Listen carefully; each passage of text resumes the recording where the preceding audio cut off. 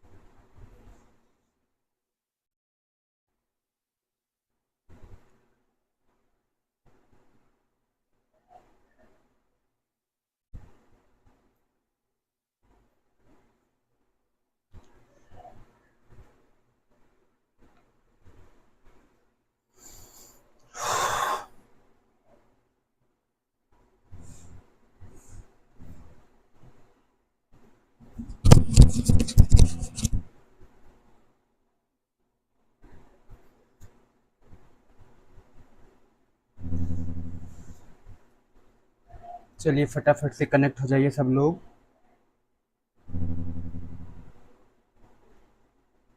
Hello.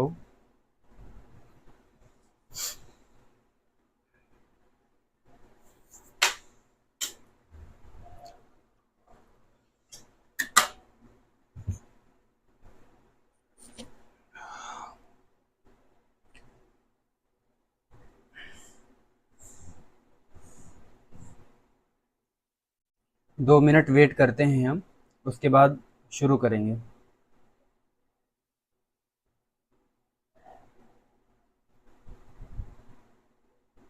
Audio video सब clear है? एक बार मैसेज करके कमेंट करके सब लोग बता दीजिए जल्दी से।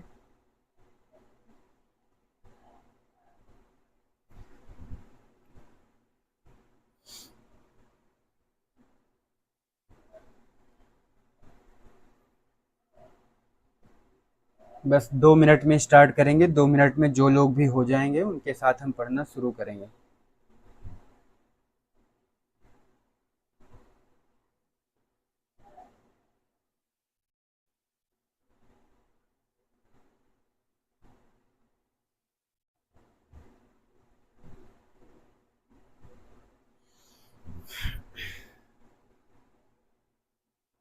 चलिए शुरू करें।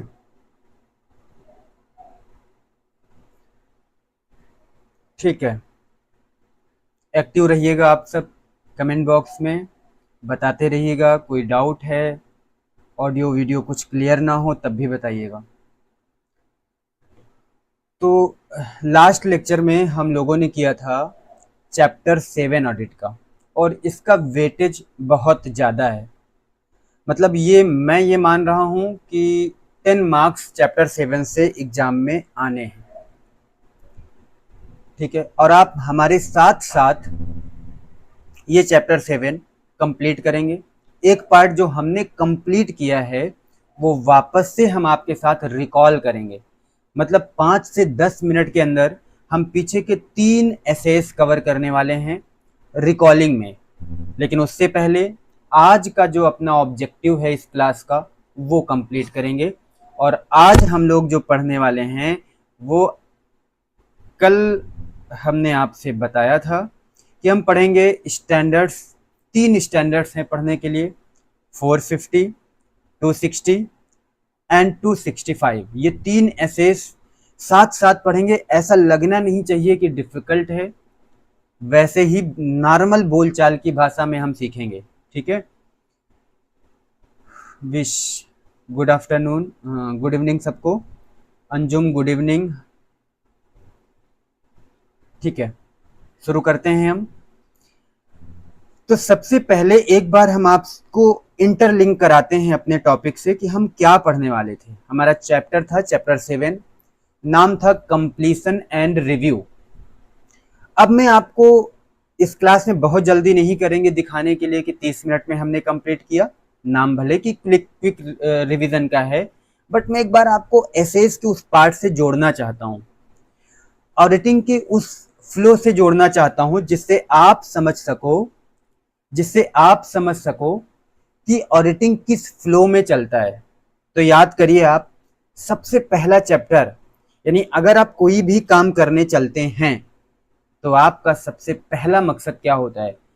आप उसके बारे में जानते हो, जानना चाहते हो कि काम क्या है, और वो आप करते हो चैप्टर 1 में कि ऑडिटिंग क्या है, ऑडिटिंग का ऑब्जेक्टिव क्या है, जहां पर आप पढ़ते हो एसए 200। जब आप ऑडिटिंग के बारे में जान जाते हो, समझ जाते हो, मीनिंग क्या है, डेफिनेशन क्या है, ऑडिटिंग के बेनिफिट्स क्या हैं, ये चैप्टर 1 में आप लोगों ने किया था।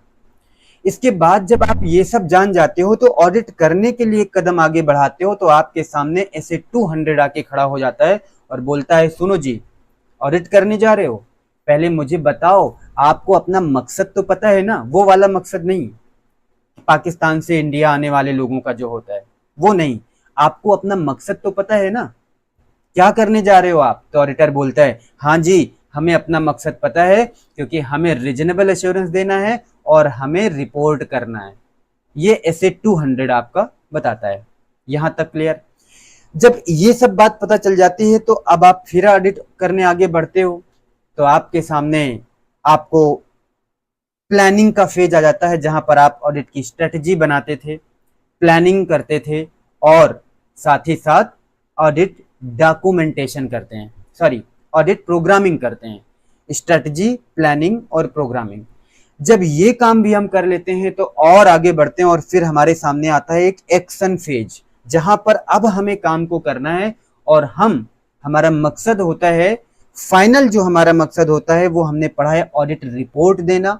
ऑडिट रिपोर्ट देने के लिए हम पढ़ते हैं एसए 700 की सीरीज, याद है आपको, चैप्टर 8 आपने पढ़ा था ऑडिट रिपोर्ट। वहां पर आपने एसए 700, 701, 705, 706 ये सारे हमने एसेस कवर किए थे। लेकिन जब रिपोर्ट देना है तो रिपोर्ट देने से पहले हमें क्या करना है, जरा वो जानना भी जरूरी है। रिपोर्ट देने से पहले हमें एविडेंस चाहिए, ताकि हम अपने कंक्लूजन तक पहुंच सकें कि मुझे क्या रिपोर्ट देना है, क्या ओपिनियन एक्सप्रेस करना है। और कंक्लूजन तक पहुंचने के लिए हमें चाहिए ऑडिट एविडेंस। एविडेंस के लिए हम पढ़े थे चैप्टर 4 और उसे 2 लेक्चर में कवर किया था। पहले लेक्चर में हम लोगों ने कवर किया कि एविडेंस क्या है, ऐसे 500 डिटेल में पढ़ा। फिर हमने कई सारे मेथड पढ़े कि कैसे ऑडिट एविडेंस कवर करने हैं, ऑब्टेन करने हैं, जो कि सफिशिएंट एंड अप्रोप्रिएट हो सके। यहां तक आप सबको बात समझ में आई? ठीक है, मैं इंटरलिंक कर रहा हूं पहले जानबूझ करके, ताकि हम आगे इस चैप्टर तक आपको ले आ सकें। फिर जब आप ये सब काम कर लेते हैं, ऑडिट एविडेंस आपको मिल जाता है, तो ऐसी सिचुएशन के बाद अब कंप्लीशन एंड रिव्यू का फेज, यहां पर हम आपको 6 एसेस पढ़ाएंगे, जिसमें 3 ऑलरेडी पहले पार्ट में हमने प्रीवियस लेक्चर में कवर किया था। इतनी बात समझ में आई सबको? अभी कोई कमेंट हमें दिख नहीं रहा है, ये 2-4 लोग ने ही कमेंट किए हैं, आप बताते जाइएगा कुछ भी आपको समझ ना आए तो हमने पहले पार्ट में पढ़ा कि भैया एसए 560 सब्सिक्वेंट इवेंट के बारे में, क्योंकि सब्सिक्वेंट इवेंट में कुछ रिस्पॉन्सिबिलिटी होती है ऑडिटर को और साथ साथ मैनेजमेंट को, उसके बारे में हमने पढ़ा कि ऑडिटर कैसे रिपोर्ट करेगा। फिर हमने 570 पढ़ा गोइंग कंसर्न के बारे में। फिर हमने पढ़ा रिटन रिप्रेजेंटेशन 580 के बारे में। उसके बाद आज हम पहले आज का मकसद पूरा करते हैं। आज हमारे इस लेक्चर का ऑब्जेक्टिव है सबसे पहले पढ़ना एसए 450, देन 460, देन 260 एंड 265। तो शुरू करते हैं।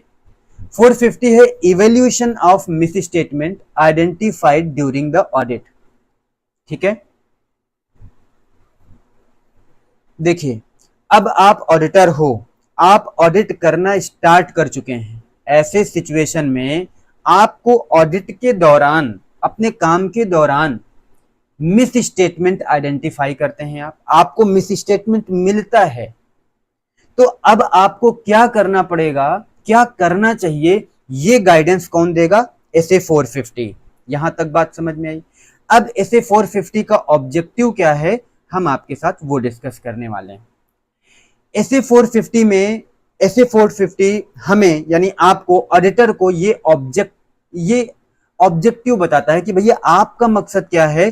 पहला कि आप आइडेंटिफाई करेंगे जो मिस स्टेटमेंट, उसका इफेक्ट, जो आपने मिस स्टेटमेंट आइडेंटिफाई किया ड्यूरिंग द ऑडिट, उसका इफेक्ट जाने, उसका प्रभाव कितना है ऑडिट पे, ठीक है। फिर है the effect of uncorrected miss statement if any on the financial statement. भाई अगर मिस स्टेटमेंट हुआ तो दो ही बातें हो सकती हैं। पहली बात ये हो सकती है कि वो जो मिस स्टेटमेंट हुआ है वो मिस स्टेटमेंट कितना मटेरियल है, उसका इंपैक्ट कितना है, उसका इफेक्ट पड़ रहा है कि नहीं हमारे फाइनेंशियल स्टेटमेंट पे।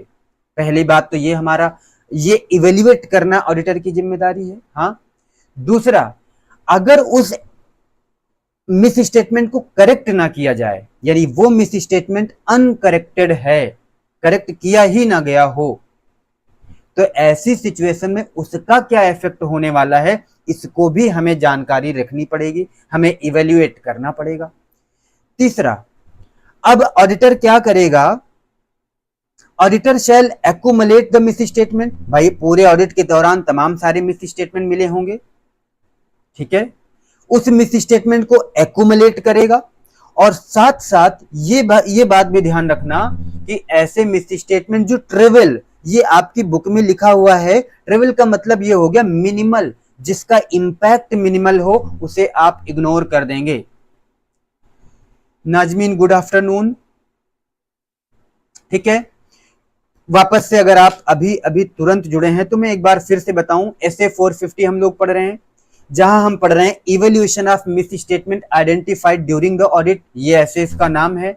इसका मकसद है कि 450 में बताता है कि अगर आप ऑडिट कर रहे हैं तो ऑडिट के टाइम पे आपको मिस स्टेटमेंट मिले होंगे, और वो मिस स्टेटमेंट जो मिले हैं उसके लिए 450 आपको आपका ऑब्जेक्टिव बताता है। तो ऑडिटर का ऑब्जेक्टिव क्या है इन रिस्पेक्ट ऑफ एसए 450, कि ऑडिटर इवेल्युएट करेगा। क्या इवेल्युएट करेगा? पहला, जो मिस स्टेटमेंट मिला है ना, उसका इफेक्ट कितना है। दूसरा, अगर वो मिस स्टेटमेंट करेक्ट ना किए गए हो, यानी अनकरेक्टेड मिस स्टेटमेंट है, तो उनका इंपैक्ट कितना पड़ेगा फाइनेंशियल स्टेटमेंट पे। और तीसरी बात, ऑडिटर एक्यूमुलेट करेगा उन सारे मिस स्टेटमेंट को और देखेगा कि अगर कोई मिस स्टेटमेंट वो मिनिमल है, इंपैक्ट नहीं डालता, बहुत छोटा है, तो उसे इग्नोर कर देगा। इतनी बात आपको समझ में आई? इतनी बात आई? चलिए, अब आता है दूसरा क्वेश्चन। दूसरा क्वेश्चन क्या कहता है? Consideration of identified miss statement. मतलब जो मिस स्टेटमेंट आइडेंटिफाई किया है ऑडिट के दौरान, जैसे जैसे ऑडिट होता जाता है वैसे मिस स्टेटमेंट आइडेंटिफाई होते जाते हैं, हाँ या ना? आपको और मिस स्टेटमेंट मिलते जाते हैं।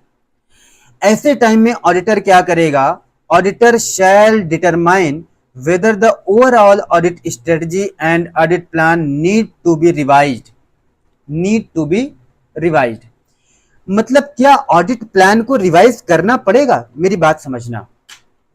आप ऑडिट कर रहे हो, ऑडिट करते टाइम आपको मिस स्टेटमेंट मिलता जा रहा है, ठीक है, एक सेकेंड,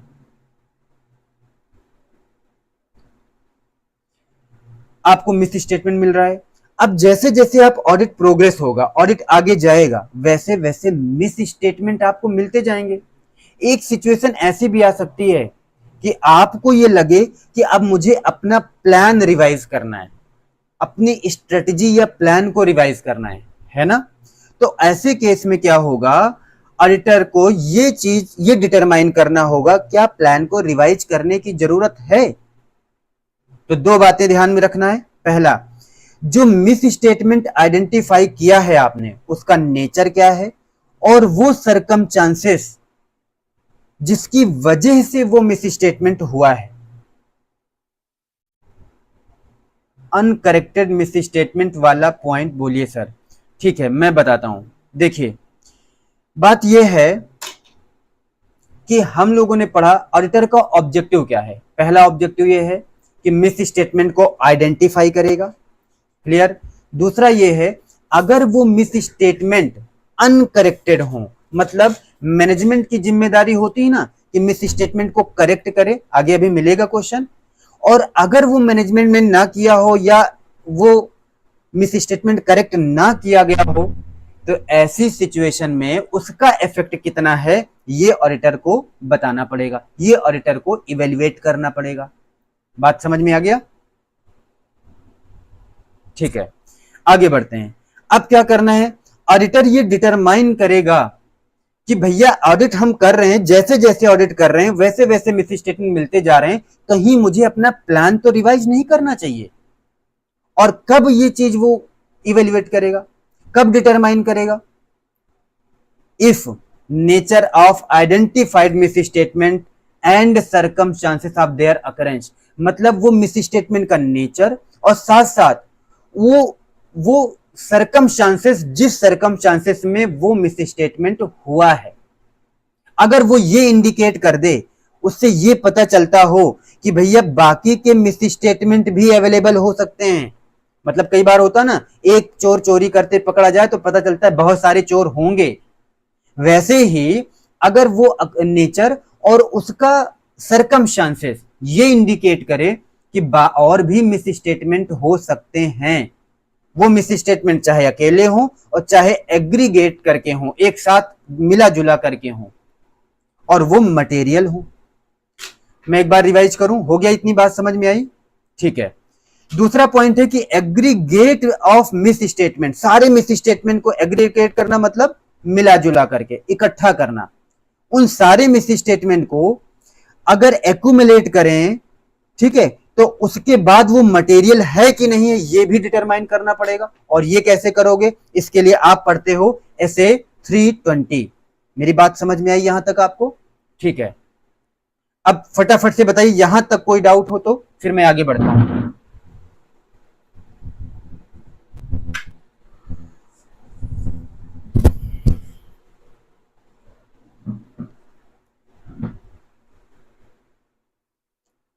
ऑडियो वीडियो सब क्लियर है ना? थोड़ा डाउट रहता है कल के बाद से। चलिए अभी एक बार फिर से रिकॉल करेंगे, चिंता मत करिए। तीसरा, अब क्या होगा इसके बाद? तीसरा सवाल हमारे सामने क्या है? Communication and correctness of miss statement. भाई जो मिस स्टेटमेंट हुए हैं ना, उनको उस मिस स्टेटमेंट की रिगार्डिंग और उन्हें करेक्ट करने के लिए क्या करता है ऑडिटर, वो देखिए। ऑडिटर, ये ऑडिटर है आपका, ये मैनेजमेंट को कम्युनिकेट करता है। ऑडिटर मैनेजमेंट को बताता है टाइमली बेसिस पर, मतलब जैसे जैसे ये मिस स्टेटमेंट मिलते रहते हैं, ऑडिटर की जिम्मेदारी है कि वो मैनेजमेंट को बताता रहे। और वो कब नहीं बता सकता? अगर लॉ उसे प्रोहिबिट करता है, तो लॉ उसे मना करता है तो वो नहीं बता सकता। मतलब सर अगर मिस स्टेटमेंट मिला, ये मिलते रहेंगे ऑडिट के दौरान, ऐसे में ऑडिटर कम्युनिकेट करेगा मैनेजमेंट को, बताएगा मैनेजमेंट को। अगर लॉ मना कर दे तो नहीं बता पाएगा, अगर लॉ प्रोहिबिट नहीं कर रहा है तो वो बताएगा और कहेगा कि भैया ये मिस स्टेटमेंट हुआ है, इसे करेक्ट करो। पहले तो मैनेजमेंट की पहले ही जिम्मेदारी थी, फिर भी मैनेजमेंट थोड़ा लापरवाह है, उसने करेक्ट नहीं किया, तो ऑडिटर अब उसे इंडिकेट करेगा, उसे कम्युनिकेट करेगा कि भैया इसे सही कर लो। मेरी बात समझ में आई? ये ऑडिटर मैनेजमेंट से बोलेगा। अब ऐसी सिचुएशन में दो केस हो सकते हैं। पहला, अगर मैनेजमेंट एग्री कर जाए, मैनेजमेंट बोला हाँ ठीक है मैं करेक्ट कर लूंगा, तो अच्छी बात है, खुश हो जाओ, काम अच्छा है, करेक्ट कर लेगा, बात खत्म। और अगर मैनेजमेंट मना कर दे, मैनेजमेंट रिफ्यूज्ड, तो ऑडिटर क्या करेगा? मैनेजमेंट ने कहा नहीं मैं सही नहीं करूंगा, तो ऐसे में ऑडिटर क्या करेगा? Auditor shall obtain understanding of. Auditor को दो बातें समझनी पड़ेगी। पहला कि मैनेजमेंट ने ये मना क्यों किया, मैनेजमेंट ने ये करेक्ट करने से मना क्यों किया। दूसरा कि क्या financial statement as a whole are free from material misstatement है। हो सकता है कि मैनेजमेंट मना कर रहा हो क्योंकि उसका इंपैक्ट ही ज्यादा ना पड़ रहा हो, क्या पता फाइनेंशियल स्टेटमेंट बिल्कुल free from material miss statement हो। तो इन दोनों बातों को संज्ञान में लेना है, जानकारी में लेना है, अंडरस्टैंडिंग लेनी है ऑडिटर को। यहां तक बात समझ में आई? अब बढ़ते हैं हम अपने फोर्थ क्वेश्चन की तरफ। ठीक है, चलिए हमारा फोर्थ क्वेश्चन क्या कह रहा है? ठीक है। फोर्थ क्वेश्चन हमारा ये कह रहा है कि अब हम TCWG से कैसे कम्युनिकेट करेंगे। तो भैया ये जो ऑडिटर है ना, ये ऑडिटर कम्युनिकेट करेगा TCWG से और बोलेगा कि सुनो TCWG, सुनिए मेरी बात ध्यान से, मैं आपको ये बताना चाह रहा हूं कि यहां पर बहुत सारे मिस स्टेटमेंट अनकरेक्टेड हैं, ये करेक्ट नहीं किए गए हैं। तो वो रिक्वेस्ट करेगा कि भैया इसे करेक्ट करा दो, इसे करेक्ट करा दो। इतनी बात समझ में आई? आसान लगा? ठीक है। इसके बाद क्या होगा, मैनेजमेंट से और TCWG से रिटन रिप्रेजेंटेशन ले लो। मैंने ये बात हिंदी में लिख दी ताकि आपको ध्यान रहे। यानी आपको मैनेजमेंट और TCWG से रिटन रिप्रेजेंटेशन लेना है कि they believe the effect of uncorrected misstatement are immaterial, क्योंकि वो मिस स्टेटमेंट वो केवल करेक्ट नहीं करेगा, हो सकता है ना करे, जो इममटेरियल हो। अगर वो मटेरियल है तो भाई करेक्ट करना पड़ेगा, वो मटेरियल है तो इंपैक्ट डालेगा हमारे फाइनेंशियल स्टेटमेंट पर, असर्शन लेवल पर। बात समझ में आया? ठीक है। और साथ साथ हम समरी बना लेंगे उन सभी आइटम का जो हमने WR में लिया है, रिटन रिप्रेजेंटेशन में लिया है। सर रिटन रिप्रेजेंटेशन क्या था? आपने पढ़ा है SA 580, जिसमें पढ़ा है रिटन रिप्रेजेंटेशन के लिए, कल ही के परसों के लेक्चर में आपने कवर किया था। बात समझ में आई? Okay sir. अब लास्ट, ऑडिट डॉक्यूमेंटेशन में क्या क्या शामिल होगा। अब इतनी सारी बात हो गई तो आप इन सारी बातों का डॉक्यूमेंट भी तो करो। डॉक्यूमेंटेशन बहुत जरूरी है प्रूफ के लिए। ऐसे में डॉक्यूमेंटेशन में क्या क्या बातें शामिल होगी, ऐसा अमाउंट जो मिस स्टेटमेंट लेवल के बिलो है, यानी जिसे हम ये क्लियरली ट्राइवल मान सकते हैं। सर ट्राइवल का मतलब बार बार क्या है? ये ICI के मटेरियल में ये वर्ड लिखा है, इसका मतलब होता है मिनिमल। मिनिमल का मतलब ये भी कह सकते हो इसका इफेक्ट नहीं है, यानी कि ये इग्नोर किया जा सकता है। इतनी बात समझ में आई? यानी ऐसा मिस स्टेटमेंट जिसे इग्नोर किया जा सकता है, अगर वो उस लेवल के नीचे है, उसका अमाउंट उस अमाउंट से नीचे है, तो उसे डॉक्यूमेंट कर दो। समझ रहे हैं? तो इससे पता चलेगा कि भैया इसके ऊपर वाले अमाउंट को ही हम कंसीडर करेंगे। दूसरा, all misstatement accumulated during the audit and whether they have been corrected. क्या सारे मिस स्टेटमेंट को एक्यूमुलेट किया गया है ड्यूरिंग द ऑडिट? ऑडिटर क्या डॉक्यूमेंट करेगा? वो जितना मिस स्टेटमेंट एक्यूमुलेट किया है, सारे मिलते गए मिलते गए मिलते गए, उन सबको उसने इकट्ठा किया होगा। ठीक है? उनको जितना, जो सारे मिस स्टेटमेंट उसने एक्यूमुलेट किए वो सारे डॉक्यूमेंट करेगा, वो लेवल डॉक्यूमेंट करेगा, उसे भी लिखेगा उस नोटबुक में जिस लेवल के नीचे इग्नोर किया जा सकता हो। और तीसरी बात, ऑडिटर का कंक्लूजन क्या निकला on to whether uncorrected misstatement are material individually or in aggregate, उसके मटेरियलिटी के बारे में वो कंसीडर करेगा, क्या वो मटेरियल है, ये बात वो डॉक्यूमेंट करेगा। एक बार नोट्स इस लेक्चर के बाद पढ़ लीजिएगा, बहुत आसान लगेगा। देखिए ये ऐसे हमारा इतने से ही कंप्लीट हो जाता है, ये ऐसे हमारा 450 कंप्लीट हो जाता है। अब मुझे मैसेज करके बताइए, क्या मुझे वापस से आपको जल्दी से जो बिखरा हुआ अलग अलग टॉपिक था एक्यूमुलेट करके इजी मैनर में क्विकली रिकॉल कराना है? जल्दी से मैसेज करिए, फिर मैं रिकॉल करा के आगे बढ़ूं अगले एसेस पे।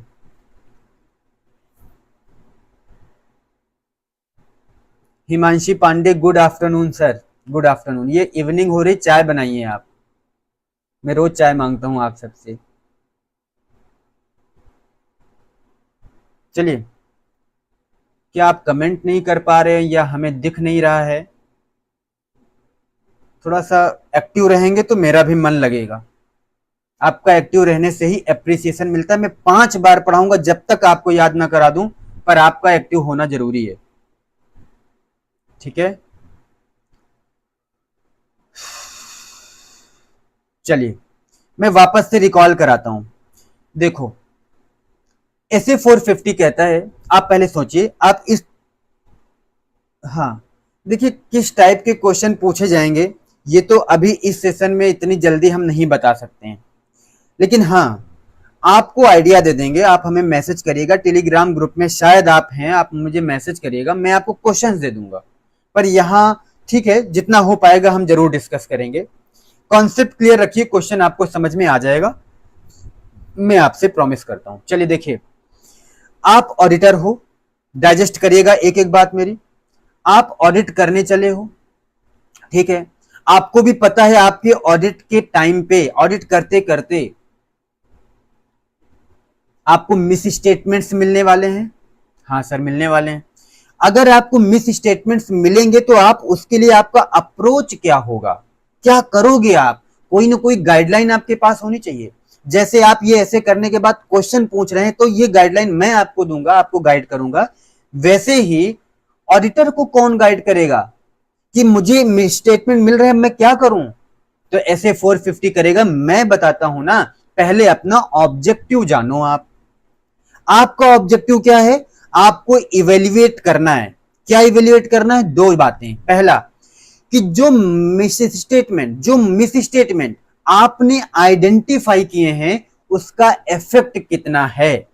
दूसरा, अगर वो मिस स्टेटमेंट मैनेजमेंट ने करेक्ट ना किए हैं, यानी वो अनकरेक्टेड रह गए हों, सुधार ना किया गया हो, तो फाइनेंशियल स्टेटमेंट पर उसका कितना असर पड़ने वाला है। ये दो बातों को इवेल्युएट करना आपकी जिम्मेदारी है। यहां तक कोई दिक्कत नहीं, ठीक है। साथ साथ ऑडिटर उन सारे मिस स्टेटमेंट को जो उसे पूरे ऑडिट के टाइम मिलते हैं उसे वो कलेक्ट कर लेता है, एक्यूमुलेट करता है, ताकि इंपैक्ट उसका ओवरऑल जान सके।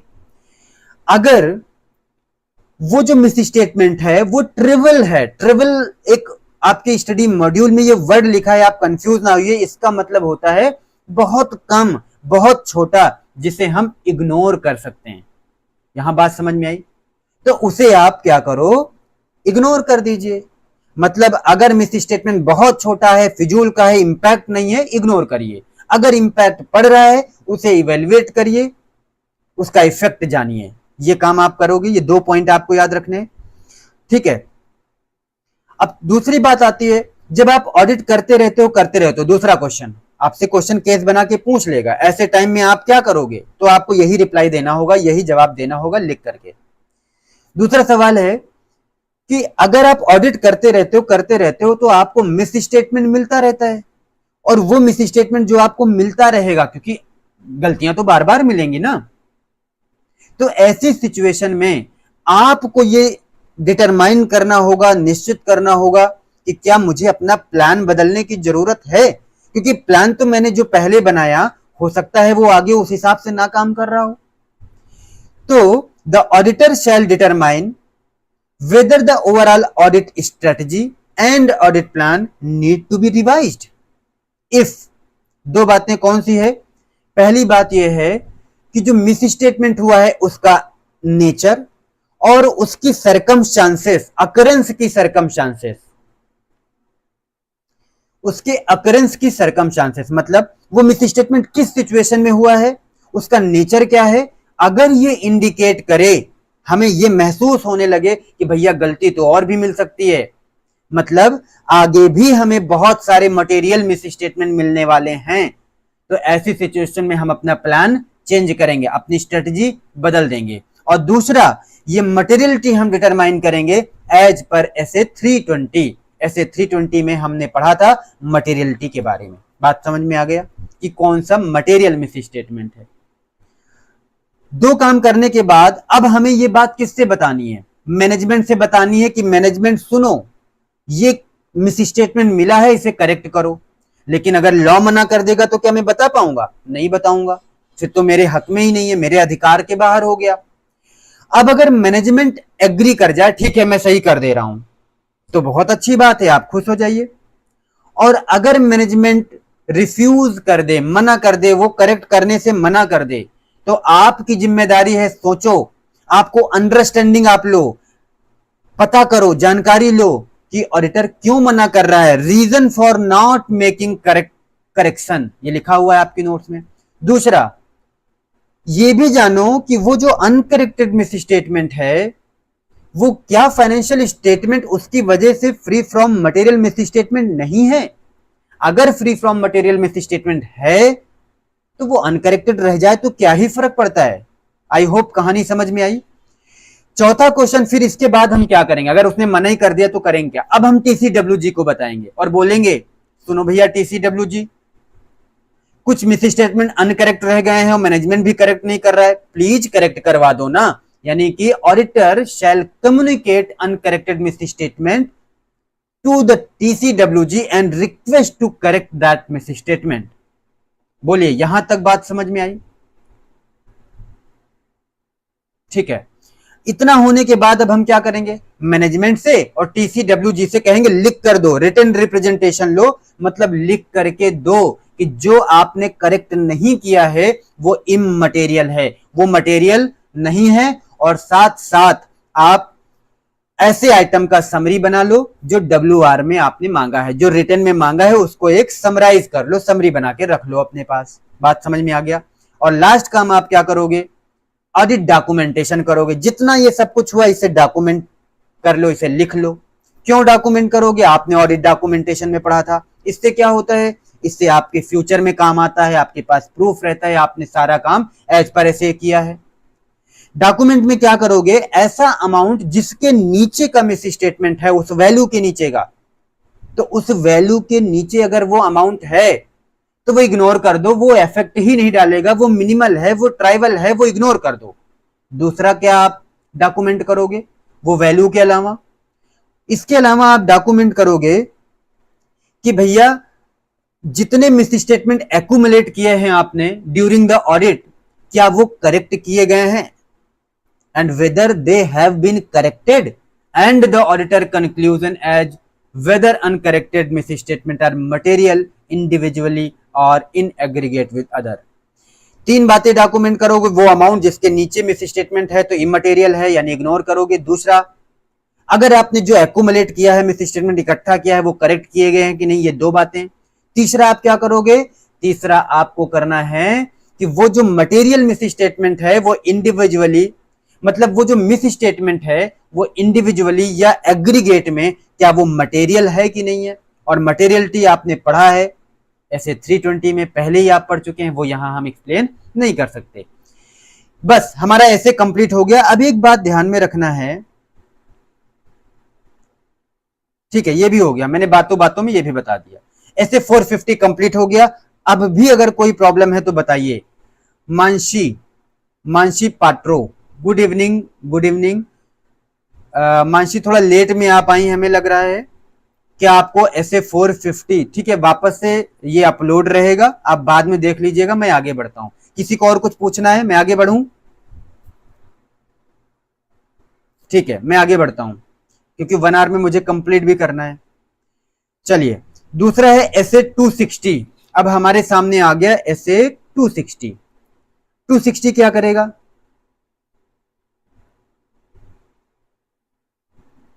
देखिए, आगे बढ़े। ऐसे 260, अब भाई क्या करना है कि टीसीडब्ल्यूजी से ऑडिटर की कुछ बातचीत होती है, यानी ऑडिटर क्या क्या कम्युनिकेट करेगा टीसीडब्ल्यूजी को, इसके बारे में हम बात करने वाले हैं।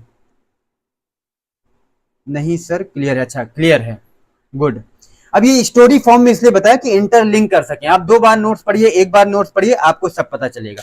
अब टीसीडब्ल्यूजी की बात करते टाइम ऐसे 260, अब देखो भाई बड़े आदमी हैं, आप ऑडिटर भले हो पर टीसीडब्ल्यूजी भी एक अप्रोप्रिएट लेवल ऑफ अथॉरिटी होता है। आप उससे बातचीत करोगे, उससे कम्युनिकेट करोगे। ऐसे टाइम में सावधानी रखिए, क्या करना है क्या नहीं करना आपको पता ही नहीं है।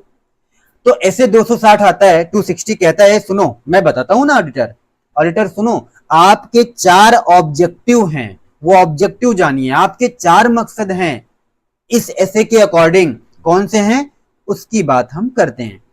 सबसे पहले कम्युनिकेट करेगा ऑडिटर टीसीडब्ल्यूजी को उन रिस्पॉन्सिबिलिटी के बारे में जो ऑडिटर को फाइनेंशियल स्टेटमेंट ऑडिट करने के लिए जरूरी है। यानी ऐसे ऑडिटर के क्या रिस्पॉन्सिबिलिटी है फाइनेंशियल स्टेटमेंट को ऑडिट करने के लिए, जो ऑडिटर की रिस्पॉन्सिबिलिटी है, ठीक है, और साथ साथ उसका ओवरव्यू, जो plan scope and timing of audit है, जो उसने प्लान किया, जो स्कोप है उसका क्या क्या है, उसके ऑडिट की टाइमिंग क्या है, ये सारी बातें वो टीसीडब्ल्यूजी से डिस्कस करेगा। मतलब ऑडिटर बताएगा कि मेरी इतनी जिम्मेदारी है, ये जो ऑडिट करने चल रहा हूं ना मैं, मेरी ये जिम्मेदारी है और मैंने इस टाइम पे ऑडिट करना है, मुझे इसका स्कोप ये है, मुझे ये चीजें कवर करनी है, आपको इसके बारे में हमें सारा कुछ बताना पड़ेगा। ये सारी बातें ऑडिटर टीसीडब्ल्यूजी को कम्युनिकेट करेगा। बात समझ में आ गई? गुड। दूसरा क्या करेगा, ऑडिट के लिए जितनी इंफॉर्मेशन इंपॉर्टेंट है, जितनी इंफॉर्मेशन इंपॉर्टेंट है, वो सारी इंफॉर्मेशन वो टीसीडब्ल्यूजी से ऑब्टेन करेगा, मांग लेगा। तीसरा क्या काम करेगा कि टीसीडब्ल्यूजी को टाइमली ऑब्जर्वेशन प्रोवाइड करेगा arising from the audit that are significant and relevant to their responsibility to oversee the financial reporting process. मतलब टीसीडब्ल्यूजी को बताएगा कि फाइनेंशियल रिपोर्टिंग प्रोसेस में आपको रहना, आपको ओवरसी करना जरूरी है, आपको ध्यान रखना जरूरी है, वो सारी रिलेवेंट बातें टीसीडब्ल्यूजी को कम्युनिकेट करेगा। इतनी बात समझ में आई? गुड। चौथी बात वो क्या करेगा, वो प्रमोट करेगा इफेक्टिव टू वे कम्युनिकेशन को ऑडिटर और टीसीडब्ल्यूजी के बीच। मतलब टू वे कम्युनिकेशन हो पाए, ये ऑब्जेक्टिव है ऑडिटर का कि भाई अगर एक तरफ से बात ना हो, मैं वापस से बताता हूं ऑडिटर के क्या ऑब्जेक्टिव है। सबसे पहले उसे अपनी क्या क्या रिस्पॉन्सिबिलिटी है वो बताने हैं, वो टीसीडब्ल्यूजी को वापस से बताना है, और साथ साथ कब ऑडिट करना है वो टाइमिंग, उसका स्कोप और प्लानिंग का एक ओवरव्यू बताना है, किसको? टीसीडब्ल्यूजी को। दूसरा, टीसीडब्ल्यूजी से वो सारी इंफॉर्मेशन जो रिलेवेंट हैं अपने ऑडिट के लिए वो उसे ऑब्टेन करना है, और साथ साथ टाइमली ऑब्जर्वेशंस जो ऑडिट के दौरान उसे मिली हैं वो सब कम्युनिकेट करना है। वो ऑब्जर्वेशंस जिससे ये साबित होता है कि टीसीडब्ल्यूजी को भी फाइनेंशियल रिपोर्टिंग प्रोसेस का ध्यान रखना चाहिए, ओवरसी करते रहना चाहिए, देख रेख में करवाना चाहिए। ठीक है, और टू वे कम्युनिकेशन को प्रमोट करना है ताकि बातचीत दोनों के बीच में रहे, तो ऑडिट इफेक्टिव तरीके से कंडक्ट हो पाएगा। अब आते हैं, यहां पर 3 ही क्वेश्चन है हमारे सामने, ध्यान से समझिएगा। अगर ये 3 बातें आप समझ लोगे तो आप कोई भी क्वेश्चन आएगा तो आप अटेम्प्ट कर लोगे। क्या है, ऐसे वो मैटर कौन से मैटर हैं जो ऑडिटर को कम्युनिकेट करना चाहिए या ऑडिटर कम्युनिकेट करेगा, वो मैटर कौन कौन से हैं? तो ऐसे में यहां पर 3 कैटेगरी हमने बनाई है, यानी किससे रिलेटेड वो मैटर है मैं उसकी बात कर रहा हूं। पहला, फाइनेंशियल स्टेटमेंट से रिलेटेड, फाइनेंशियल स्टेटमेंट से रिलेटेड यानी फाइनेंशियल स्टेटमेंट का ऑडिट करने आप चले हो, आप ऑडिटर हो, उससे रिलेटेड कुछ बातें होंगी जिसे वो कम्युनिकेट करेगा। वो क्या बातें होंगी कि भैया मैं ऑडिटर हूं तो मेरी जिम्मेदारी है ओपिनियन फॉर्म करना, वो ओपिनियन देना मेरी जिम्मेदारी, ये बात सबको पता है, फिर भी आप टीसीडब्ल्यूजी को बता दो। फिर audit of financial statement does not relieve management or TCWG governance of their responsibility. मतलब कि सुनो मैनेजमेंट, वो टीसीडब्ल्यूजी, मैं ऑडिट कर रहा हूं इसका मतलब ये नहीं होता है कि आपको अपनी जिम्मेदारी से मुक्ति मिल गई है, ऐसा नहीं है। आपको अपनी जिम्मेदारी निभानी है, मैनेजमेंट को अपनी जिम्मेदारी निभानी है। अगर मैंने ऑडिट कर दिया तो फाइनेंशियल स्टेटमेंट का ऑडिट का मतलब ये नहीं होता कि मैनेजमेंट अपनी रिस्पॉन्सिबिलिटी से रिलीव मिल जाए, वो छूट मिल जाए, वो हट जाए, ऐसा नहीं है। टीसीडब्ल्यूजी को अपनी जिम्मेदारी निभानी है, मैनेजमेंट को अपनी जिम्मेदारी निभानी है, चाहे हम ऑडिट करें हो या ना करें हो, आपको तो अपनी निभानी ही पड़ेगी। ये बात टीसीडब्ल्यूजी को कम्युनिकेट कर दो और ये भी बता दो कि भैया और परेशान मत हो, ओपिनियन देना ये मेरी जिम्मेदारी है और मुझे भली बात पता है। अब आते हैं दूसरी बात पे आते हैं। दूसरा क्या है? दूसरा है significant finding from audit. Audit से जितनी सिग्निफिकेंट फाइंडिंग्स हैं, मतलब ऑडिट करते टाइम कुछ ऐसी बातें उसे हो सकता है मिलती हो जो बहुत महत्वपूर्ण है। सिग्निफिकेंट मतलब महत्वपूर्ण। ऑडिट के दौरान उसको कुछ बातें मिलेंगी ना भाई, वो ऑडिट करेगा तो बहुत सारी जानकारी मिलेंगी, मिस स्टेटमेंट्स मिलेंगे, तो जो सिग्निफिकेंट हैं उन सब को वो टीसीडब्ल्यूजी को बताएगा। अगर हम एग्जाम्पल लें तो एग्जाम्पल हम अभी पढ़ेंगे, लेकिन अभी करना क्या है, हमें क्या कम्युनिकेट करना है पहले कि ऑडिटर का व्यू क्या है about significant qualitative aspect of entities, कि एंटिटी ने अकाउंटिंग जो अकाउंटिंग प्रैक्टिसेस फॉलो किया है उसके रिगार्डिंग बात बताओ कि सब ठीक चल रहा है कि नहीं, अकाउंटिंग एस्टीमेट सही सही बनाए हैं कि नहीं, वो सब बता दो उनको वापस से, ठीक है। और फाइनेंशियल स्टेटमेंट में जो डिस्क्लोजर्स होते हैं, ये तीन बातों के रिगार्डिंग जो सिग्निफिकेंट फाइंडिंग्स मिली हैं वो सब टीसीडब्ल्यूजी को बताओ। वापस से रिपीट करूं, पता नहीं आप लोग बताते रहिए कि आपको समझ में आया कि नहीं, नहीं वापस से मैं एक्सप्लेन करूं।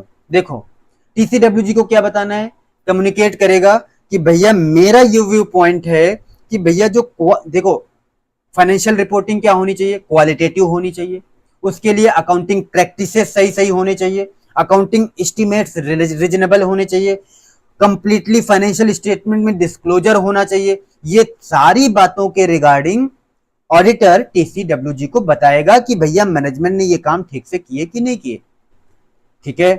दूसरा, कुछ सिग्निफिकेंट डिफिकल्टी अगर मिलती है, कोई भी डिफिकल्टी मिलती है, किसी भी तरह की डिफिकल्टी, क्या हो सकती है ऑडिट के दौरान, हो सकता है मैनेजमेंट रोक लगा रहा हो, आपको काम ही नहीं करने दे रहा हो, तो जो सिग्निफिकेंट डिफिकल्टी है, क्या क्या प्रॉब्लम आ रही है, वो सारी बात टीसीडब्ल्यूजी को बताओगे।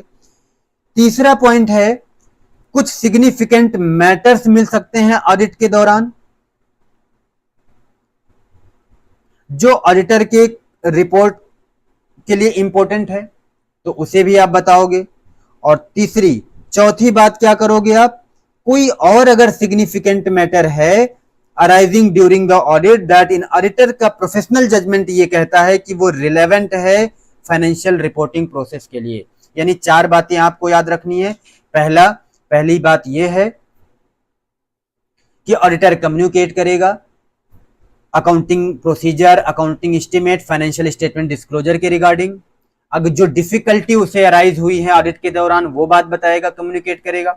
कोई सिग्निफिकेंट मैटर है ऑडिट के दौरान मिला है उसे बताएगा, और साथ साथ कोई और सिग्निफिकेंट मैटर है जो ऑडिटर को अपने प्रोफेशनल जजमेंट के हिसाब से लगता है, अपने स्किल नॉलेज के हिसाब से लगता है कि फाइनेंशियल रिपोर्टिंग प्रोसेस में टीसीडब्ल्यूजी को ओवरसाइट करना चाहिए, उसको भी इन्वॉल्व होना चाहिए, तो वो सारी बातें वो टीसीडब्ल्यूजी को बता देगा।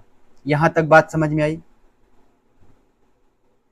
विश क्या कह रहे हैं, I have module in front of me and guys his notes are relevant to recall, we to need to be some extra effort. Thank you wish, ये बात सही है, आप मॉड्यूल लेकर के हमारी नोट्स को देख रहे हो, ये सब कुछ मॉड्यूल से कवर है। अगर आप मॉड्यूल से मैच अप कराने की आपको जरूरत नहीं है, एट दिस मोमेंट जितना कुछ आपके लिए रिलेवेंट है, जितना ज्यादा इंपॉर्टेंट है, प्रायोरिटी के बेसिस पर हमने सब कुछ कवर किया है, आप बस उतना ही करिए। और बहुत बहुत थैंक यू। अगर सच में आपको ये रिलेवेंट लग रहे हैं, ये नोट सारा मॉड्यूल को फॉलो कर रहा है, बस ऑर्गेनाइज हमने अपने तरीके से किया है ताकि आप इंटरलिंक कर पाओ अपने एक एक टॉपिक को, ठीक है। और एक बात फिर से मैं यहीं पे याद दिला दूं आपको, कल कारो 2020 हम लोग साथ में पढ़ेंगे। 21 पॉइंट सब कुछ एक से लेकर लास्ट तक हम लोग याद रखेंगे, ऐसा याद करेंगे कि आपको टिप पे आ जाए। टाइम लगाएंगे पर याद करके ही कल हम क्लास को एंड करेंगे। चलिए, तो मैटर कौन से कम्युनिकेट करने हैं, हमने 2 कैटेगरी पढ़ी। पहला पढ़ा कि फाइनेंशियल स्टेटमेंट के ऑडिट से रिलेटेड, दूसरा पढ़ा जो सिग्निफिकेंट फाइंडिंग मिलता है ऑडिट के दौरान, और तीसरा planned scope and timing of audit. जो ऑडिट के लिए जो वो प्लान करता है, वो टाइमिंग कब ऑडिट करना है, स्कोप क्या है, उसके बारे में भी टीसीडब्ल्यूजी को बताएगा। ऑडिटर कम्युनिकेट करेगा अपने ऑडिट की टाइमिंग, जिसमें वो कम्युनिकेट करेगा कि भाई रिस्क कितना सिग्निफिकेंट है आइडेंटिफाइड बाय द ऑडिटर, जो ऑडिटर ने रिस्क को आइडेंटिफाई किया वो कितना इंपॉर्टेंट है, ये बात बताएगा। कारों के साथ सेक्शन 143 भी करवा दीजिए, ठीक है, देखते हैं, आपने कहा है, देखते हैं, जो भी टाइम लगेगा, जो भी बेस्ट हो पाएगा हम करेंगे। अब आ जाते हैं हम अपना लास्ट, इस चैप्टर का, सॉरी इस एसे का ये लास्ट पॉइंट है। इसके बाद 2-3 पॉइंट हम बताएंगे जो एमसीक्यू के लिए इंपॉर्टेंट है। अगर इस चैप्टर से एमसीक्यू आएगा तो वहां से आने के ज्यादा चांसेस हैं। लास्ट है communication of auditors independence in case of listed entity. ये थोड़ा सा यूनिक है, इसलिए मैं कहूंगा कि एग्जाम में अगर ये क्वेश्चन पूछेगा तो आपसे मिस हो सकता है, इसको थोड़ा ध्यान से पढ़ लीजिएगा 2-3 बार।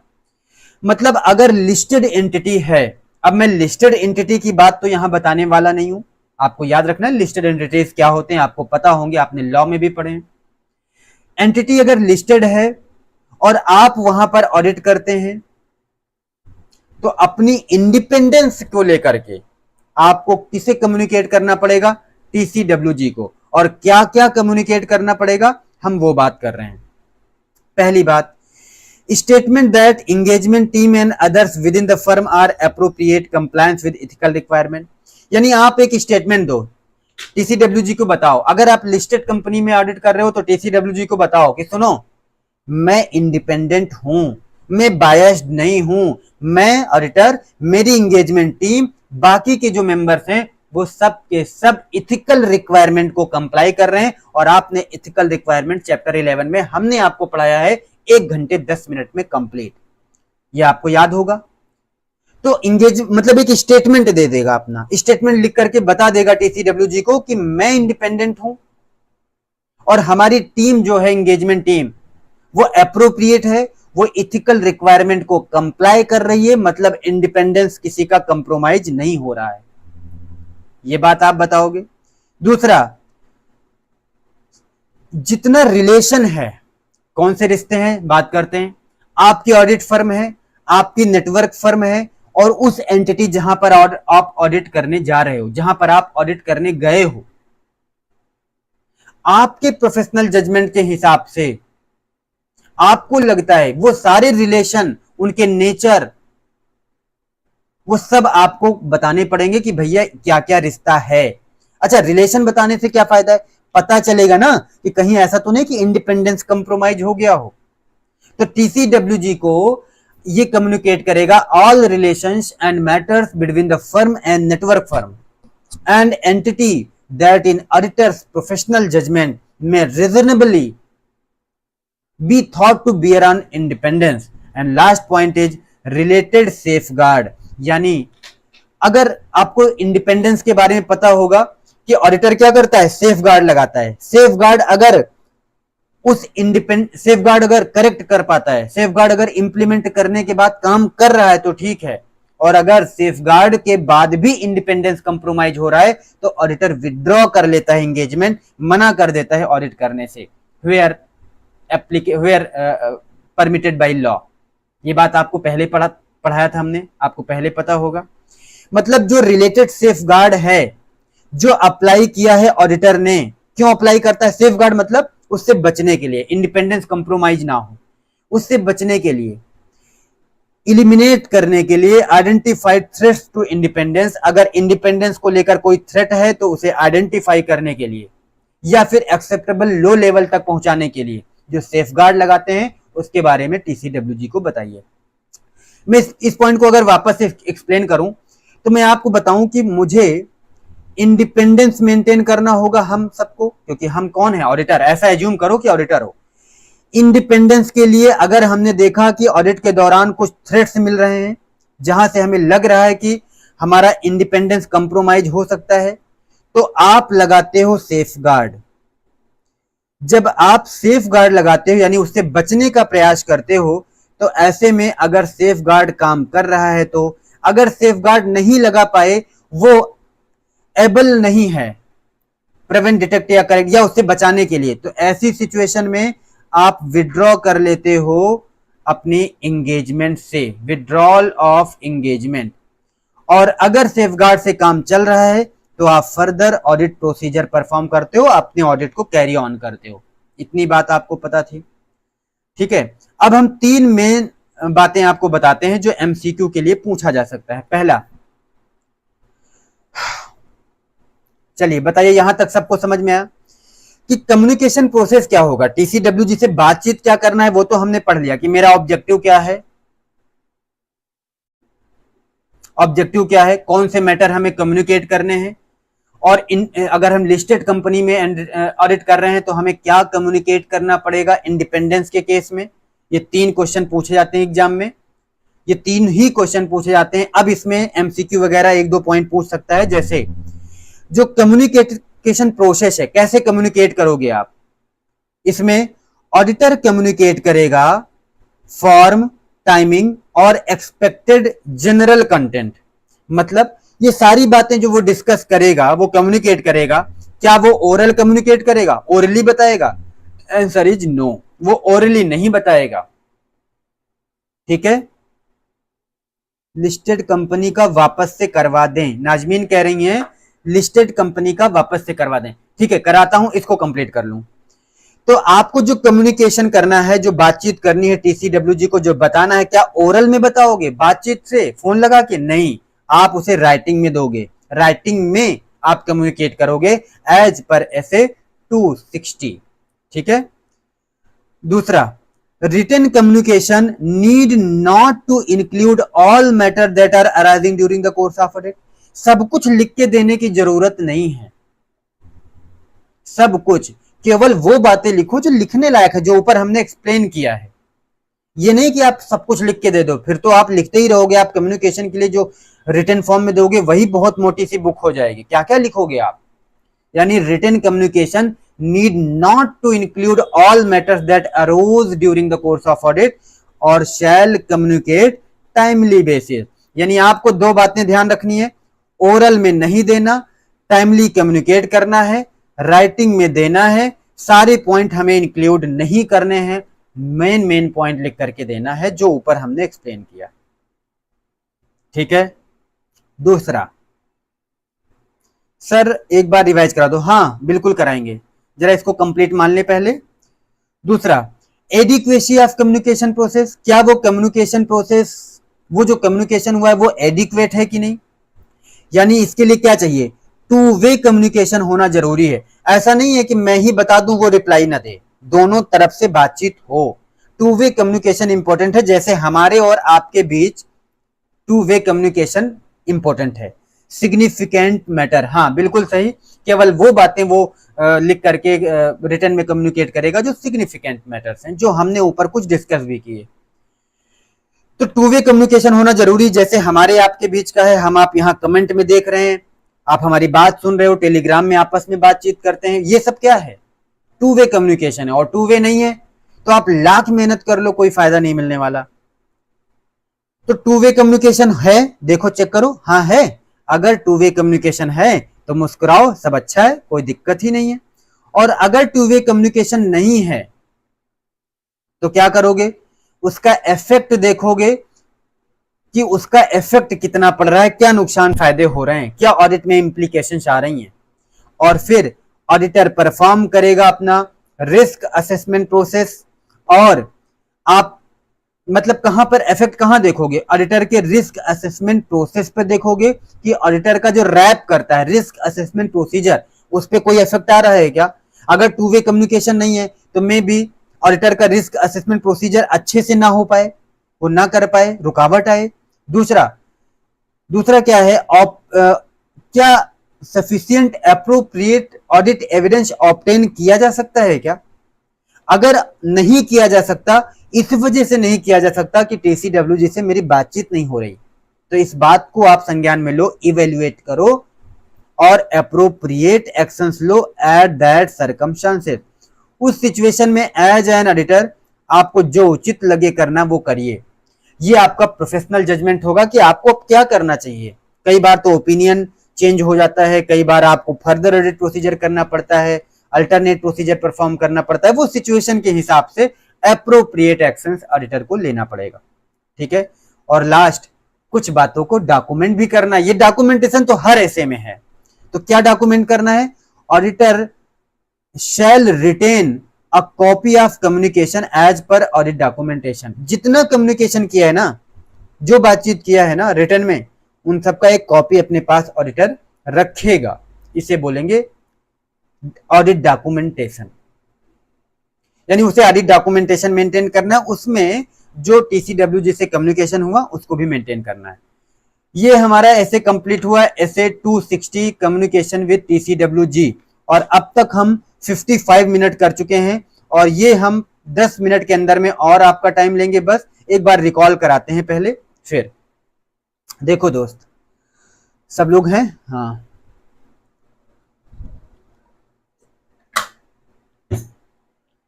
फटाफट से बताइए।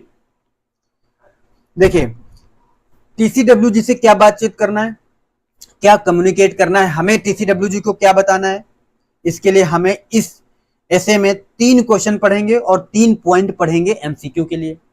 जो 3 क्वेश्चन हम पढ़ेंगे उसमें सबसे पहले ऑडिटर का ऑब्जेक्टिव क्या है वो जानेंगे। ऑडिटर का ऑब्जेक्टिव हमें पता है कि ऑडिटर क्या कम्युनिकेट करेगा, clearly with TCWG the responsibility of the auditor in relation to the audit of financial statement. Auditor ये कम्युनिकेट करेगा कि मेरी क्या रिस्पॉन्सिबिलिटी है, अपना ऑडिट का टाइमिंग, ऑडिट का स्कोप और अपने प्लानिंग का ओवरव्यू, ये सब टीसीडब्ल्यूजी से वो कम्युनिकेट करेगा। ठीक है, और टीसीडब्ल्यूजी से वो सारे इंफॉर्मेशन मांग लेगा जो उसको ऑडिट के लिए जरूरी हैं, और टीसीडब्ल्यूजी को टाइमली ऑब्जर्वेशंस देगा, कुछ सिग्निफिकेंट और रिलेवेंट बातें बताएगा, जिससे उसे ये लगता है कि फाइनेंशियल रिपोर्टिंग प्रोसेस में टीसीडब्ल्यूजी को भी ओवरसी करना चाहिए, देखरेख में होना चाहिए। और प्रमोट करेगा two way communication, effective two way communication को प्रमोट करेगा कि भैया मैं भी बात करूं, आप भी, एक दूसरे से हम बातचीत करते रहें। इसके बाद में मैटर्स क्या कम्युनिकेट करेंगे, एक हमने पढ़ा कि ऑडिट से रिलेटेड, फाइनेंशियल स्टेटमेंट के ऑडिट से रिलेटेड ऑडिटर क्या बताएगा कि भैया ओपिनियन देना मेरी जिम्मेदारी है, और साथ साथ अगर मैं ऑडिट कर रहा हूं तो इसका मतलब ये नहीं है कि मैनेजमेंट और टीसीडब्ल्यूजी आपको अपने जिम्मेदारी से छूट नहीं मिली है, यू आर नॉट, यानी ऑडिट क्या बोलेंगे, वो रिलीव नहीं करेंगे, यानी audit of financial statement does not relieve management और TCWG with governance of their responsibility. अपनी जिम्मेदारी बखूबी निभानी पड़ेगी, मैं ऑडिट कर रहा हूं तो ये मेरी जिम्मेदारी है। फिर सिग्निफिकेंट मैटर जो ऑडिट में मिलते हैं उसे वो सब बताता है, सिग्निफिकेंट मैटर आपको पता है, हमने एक्सप्लेन किया। फिर अपना प्लान, स्कोप और टाइमिंग ऑफ ऑडिट के लिए कम्युनिकेट करता है। और लास्ट में एक क्वेश्चन पढ़ा कि भैया अगर लिस्टेड एंटिटी के केस में ऑडिट कर रहे हो, लिस्टेड एंटिटी के केस में ऑडिट कर रहे हो, तो ऑडिटर को इंडिपेंडेंस से रिलेटेड कुछ बातें टीसीडब्ल्यूजी को कम्युनिकेट करनी पड़ेंगी। मेरी बात समझ गए? क्या कम्युनिकेट करना पड़ेगा वो ध्यान से देखिए। इंडिपेंडेंस के बारे में आपने पढ़ा है, एसक्यूसी, आपने एसक्यूसी पढ़ा है इथिक वाले चैप्टर में, चैप्टर 11 में हमने आपको पढ़ाया था, सबको याद होगा। तो वहां पर एक इंडिपेंडेंस का पॉइंट आया था। इंडिपेंडेंस के लिए उसे कम्युनिकेट करेगा, करना पड़ेगा टीसीडब्ल्यूजी को, और क्या कम्युनिकेट करना पड़ेगा वो 3 बातें हैं। पहला कि भैया मैं जो ऑडिट कर रहा हूं ना, मैं खुद और मेरी टीम, हम इंडिपेंडेंट हैं। एक स्टेटमेंट देना पड़ेगा कि हम सब इंडिपेंडेंट हैं, हमारी टीम एप्रोप्रिएट है, वो कंप्लाई कर रही है इथिकल रिक्वायरमेंट का, इंडिपेंडेंस को लेकर के इथिकल रिक्वायरमेंट के लिए वो कंप्लायंस है, हम सब कुछ मान रहे हैं, हम इंडिपेंडेंट हैं। कोई माई का लाल ऐसा नहीं है जो हमारे इंडिपेंडेंस को कंप्रोमाइज कर सके। समझ रहे हैं ना मेरी भावनाओं को? ये स्टेटमेंट देना पड़ेगा। और दूसरा, द रिलेशन ऑफ मैटर्स, कुछ रिलेशंस, और वो मैटर कौन से रिलेशन और कौन से मैटर, रिलेशन यानी रिश्ते, और कुछ बातचीत, कुछ मैटर जो हुए होंगे किसके बीच में, बिटवीन फर्म, नेटवर्क फर्म और एंटिटी, फर्म, नेटवर्क फर्म और entity that in auditors professional judgement में reasonably be thought to bear on independence, जिन्हें लगता है कि ये रिलेशन और वो मैटर्स बताने जरूरी है जो इंडिपेंडेंस के लिए इंपॉर्टेंट है, कहीं उसकी वजह से हमारा इंडिपेंडेंस कंप्रोमाइज तो नहीं हो रहा है, कहीं वो हमारे इंडिपेंडेंस के लिए रुकावट तो नहीं है, और अगर होता है तो ऑडिटर सेफ गार्ड लगाता है। और सेफ गार्ड मतलब उस थ्रेट्स टू इंडिपेंडेंस को इलिमिनेट करने के लिए ऑडिटर सेफ गार्ड लगाता है। और अगर वो सेफ गार्ड ये बता किस लिए लगाता है, ताकि थ्रेट्स को इलिमिनेट कर सके या एक्सेप्टेबली लो लेवल तक ला सके, ये बातें वो कम्युनिकेट करेगा टीसीडब्ल्यूजी को। और इस तरीके से हमारा ये ऐसे कंप्लीट होता है। 3 पॉइंट हमने और आपको बता दिया कि कम्युनिकेट ओरल में नहीं करेगा, रिटन में करेगा, सारी बातें नहीं कम्युनिकेट करेगा, और टाइमली बेसिस पर कम्युनिकेट करेगा। टू वे कम्युनिकेशन है तो अच्छा है, अगर टू वे कम्युनिकेशन नहीं है तो इफेक्ट को इवेल्युएट करेगा कि ऑडिटर के रिस्क असेसमेंट प्रोसेस पे क्या इफेक्ट आ रहा है, sufficient appropriate audit evidence obtain कर पा रहा है कि नहीं, और अप्रोप्रिएट एक्शन लेगा। बोलिए यहां तक समझ में आया? और बाद में हम क्या कर देंगे, डॉक्यूमेंट कर देंगे जो जो बातें हमने कम्युनिकेट रिटन फॉर्म में की है। अब हमारा आता है आज का ये लास्ट एसे, और चैप्टर 7 यहां से हमारा कंप्लीट हो जाएगा। तो हम इस चैप्टर की बात करते हैं। एसे 265, एसे 265 क्या करता है, communication of significant deficiency in internal control to TCWG and management, ये हमारा एसे है। चलो एक बार सब लोग बता दो, clear sir, ethical requirement, relationship, safeguard, very good. 3 point, मतलब ये बड़ा अच्छा अप्रोच है। अगर आप की एरिया आप समझ जाते हो कि इसमें किससे रिलेटेड पॉइंट लिखने हैं तो आपको आसान हो जाता है। ठीक है, चलें अब हम पढ़ें 265, बता दीजिए जरा फटाफट से। विश, नाजमीन, मानसी, बताइए, किसी को कोई डाउट अभी तक तो नहीं ना? अच्छा लगा?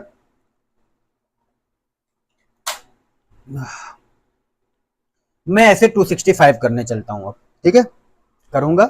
आप लोग ध्यान से समझिए इसमें क्या करना है। एक बात मैं बताऊं, मैं जानता हूं ये बेस्ट नहीं है क्योंकि रिवीजन है, टाइम कम है, इससे ज्यादा टाइम है नहीं। 1 घंटे 15 मिनट से ज्यादा हम टाइम ले नहीं सकते। 1 घंटे 2 मिनट ऑलरेडी हम लोग ले चुके हैं। लेकिन जब हम रेगुलर क्लास शुरू करने वाले हैं ऑडिट का, सीए फाउंडेशन में मैथ्स और अकाउंट्स का, और ऑडिट सीए इंटर में ऑडिट का, वो 24 सितंबर से है। आप अपने दोस्तों को और जो भी आपके जान पहचान के लोग हों, फाउंडेशन के जूनियर्स हों, उन सबको ये जरूर बता देना। वो रेगुलर होगी, वो पूरे 2 महीने चलेगी और आराम आराम से हम लोग सब कुछ क्लियर करेंगे। यहाँ तो हमारी मजबूरी कि हमें जल्दी में काम करना है, ठीक है। तो यहाँ पर क्वालिटी थोड़ी कंप्रोमाइज होती है, मैं ये बात को एक्सेप्ट करता हूँ। तो देखिए, अभी तक हमने टीसीडब्ल्यूजी से कम्युनिकेट किया, वो मैटर अलग थे। अब स्पेशली इंटरनल कंट्रोल की बात कर रहे हैं। और आपको पता है इंटरनल कंट्रोल कौन लगाता है, किसकी जिम्मेदारी है? जरा मुझे जवाब दीजिए, इंटरनल कंट्रोल लगाना किसकी जिम्मेदारी है? मैं 1-2 बातें पूछ लूं ना, देखूं एक्टिव हैं आप कि नहीं। इंटरनल कंट्रोल इंप्लीमेंट करना किसकी रिस्पॉन्सिबिलिटी होती है? जल्दी से कमेंट में बताइए। इंटरनल कंट्रोल इंप्लीमेंट करना, इंटरनल कंट्रोल लगाना, उसको मॉनिटर करना, ये सब किसकी जिम्मेदारी होती है?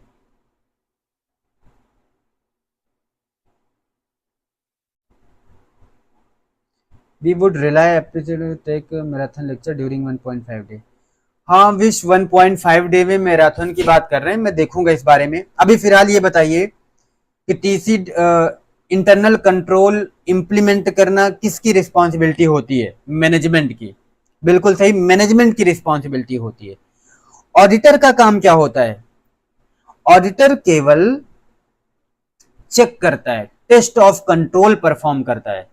और जब वो टेस्ट ऑफ कंट्रोल करता है ना, टीओसी परफॉर्म करता है ना, वो टेस्टिंग करता है कंट्रोल की, तो ऐसे में उस कंट्रोल में कुछ डिफिशियंसीज मिलती हैं, ठीक है। अगर वो डिफिशियंसी का मतलब क्या? जैसा मुझे बताया गया था, जैसा एक्सपेक्टेड था वैसा नहीं है, इसे बोलेंगे डिफिशियंसी। अब वैसे ही जब हम टेस्ट ऑफ डिटेल करते हैं ना, तो वहां पर मिसस्टेटमेंट मिलता है, तो उसे बोलते हैं डेविएशंस, ठीक है। आगे बढ़े तो देखिए, जो डिफिशियंसी मिलेगी, जो कमियां मिलेंगी इंटरनल कंट्रोल में, उन कमियों को ऑडिटर टीसीडब्ल्यूजी को बताएगा, टीसीडब्ल्यूजी को कम्युनिकेट करेगा। ये ऐसे स्पेशली इसीलिए है, ठीक है। तो ऐसे 265 में कहता है कि अगर आप टीओसी परफॉर्म करोगे, यानी ऑडिट के दौरान अगर आपको सिग्निफिकेंट डिफिशियंसी मिलती है, सिग्निफिकेंट का मतलब आप समझते हो, थोड़ा इंपॉर्टेंस हो, जो महत्वपूर्ण, जो इफेक्ट डालता हो, ऐसे में आप टीसीडब्ल्यूजी और मैनेजमेंट, टीसीडब्ल्यूजी और मैनेजमेंट दोनों को ही कम्युनिकेट कर देंगे, ठीक है। Very good. नाजमीन कह रही डिफरेंसेस, हाँ डिफरेंसेस ही हैं। डिफिशियंसी मतलब कमियां जो थी वैसी नहीं रही, एज पर एक्सपेक्टेड नहीं थी। तो देखिए सबसे पहले हमें मीनिंग पढ़ना है, और अगर मीनिंग समझ में आ जाए तो थोड़ा सा आसान हो जाएगा। क्या पढ़नी है सबसे पहले? मीनिंग। सबसे पहले आप बताइए इंटरनल कंट्रोल में डिफिशियंसी का मतलब क्या है, ये समझ लीजिए। उसके बाद सिग्निफिकेंट डिफिशियंसी क्या है, ये फर्क है, दोनों में अंतर है ना, डिफिशियंसी और सिग्निफिकेंट डिफिशियंसी। डिफिशियंसी कब एग्जिस्ट करता है?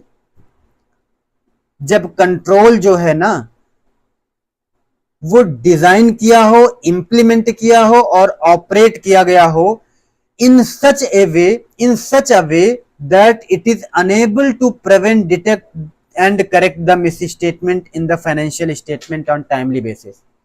अगर आपको याद हो इंटरनल कंट्रोल की डिफिनेशन, तो वहां पर यही बात लिखी थी कि भैया इंटरनल कंट्रोल की डिफिनेशन या ऑब्जेक्टिव, तो उसका ऑब्जेक्टिव होता है कि उसे ऐसे डिजाइन किया जाता है, इंप्लीमेंट किया जाता है, ऑपरेट किया जाता है। मैनेजमेंट की जिम्मेदारी होती है इंप्लीमेंट करना, डिजाइन करना, ऑपरेट करना इन सच अ वे कि वो प्रिवेंट, डिटेक्ट और करेक्ट कर पाए मिस स्टेटमेंट का, फाइनेंशियल स्टेटमेंट में होने वाले मिस स्टेटमेंट को प्रिवेंट कर पाए, डिटेक्ट कर पाए, करेक्ट कर पाए। प्रिवेंट मतलब होने से रोक दे, डिटेक्ट मतलब हो गया तो पकड़ ले, करेक्ट मतलब हो गया तो सही कर दे। प्रिवेंट मतलब होने से रोके, डिटेक्ट मतलब हो गया तो पकड़ ले, जान ले, पता कर ले, और करेक्ट मतलब उसे हो गया है तो उसे सही भी कर दे। यानी अगर हम यहां पर लिखें पीडीसी, पीडीसी हमने लिख दिया, प्रिवेंट, डिटेक्ट और करेक्ट, इसका मतलब है। तो इंटरनल कंट्रोल की जिम्मेदारी होती है, इंटरनल कंट्रोल का ऑब्जेक्टिव होता है कि जो फाइनेंशियल स्टेटमेंट में मिस स्टेटमेंट होने वाले हैं उसे प्रिवेंट, डिटेक्ट और करेक्ट करे टाइमली मैनर में। और अगर वो प्रिवेंट, डिटेक्ट और करेक्ट नहीं कर पा रहा है, enable to prevent, detect, correct, यानी वो प्रिवेंट, डिटेक्ट, करेक्ट नहीं कर पा रहा है, तो हम मानेंगे कि डिफिशियंसी है इंटरनल कंट्रोल में, है या नहीं। और दूसरी बात, अगर कंट्रोल लगाया ही नहीं है, जो कंट्रोल लगना चाहिए था वो control, above control is missing, control ही नहीं लगा है, तो भी तो डिफिशियंसी है, क्योंकि कंट्रोल तो लगाना जिम्मेदारी थी मैनेजमेंट की। ये हो गया हमारा डिफिशियंसी इन इंटरनल कंट्रोल। ये मीनिंग क्लियर है सबको? जी हाँ। सिग्निफिकेंट डिफिशियंसी का मतलब वो डिफिशियंसी या कॉम्बिनेशन ऑफ डिफिशियंसी, डिफिशियंसी केवल एक कंट्रोल में नहीं है ना, हो सकता है बहुत सारे कंट्रोल में हो, वो सारे डिफिशियंसीज को अगर हम कलेक्टिवली बोलें, यानी combination of deficiency in internal control, that auditor's professional judgement, auditor को अपने प्रोफेशनल जजमेंट से ये लगता है कि भैया ये इतना इंपॉर्टेंट है कि इसमें टीसीडब्ल्यूजी को अपना ध्यान लगाना चाहिए, टीसीडब्ल्यूजी को भी अटेंड करना चाहिए, टीसीडब्ल्यूजी सावधान रहना चाहिए उसे। फिर से वापस से बताऊं, डिफिशियंसी मतलब वो प्रिवेंट, डिटेक्ट, करेक्ट नहीं कर पा रहा है। सिग्निफिकेंट डिफिशियंसी मतलब ऑडिटर को लगता है, प्रोफेशनल जजमेंट, कि ये डिफिशियंसी इतनी इंपॉर्टेंट है कि इसमें सर नेटवर्क इश्यू आ रहा है,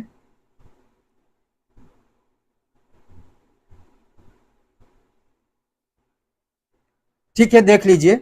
हाँ, सिग्निफिकेंट डिफिशियंसी का मतलब अगर डिफिशियंसी ऐसी है, इतनी है कि ऑडिटर को प्रोफेशनल जजमेंट के हिसाब से लग रहा है कि इसमें टीसीडब्ल्यूजी को जरूर शामिल होना चाहिए, उसको ध्यान में रखना चाहिए, उनको ध्यान करना चाहिए, तो वो हमारा सिग्निफिकेंट डिफिशियंसी हो जाएगी।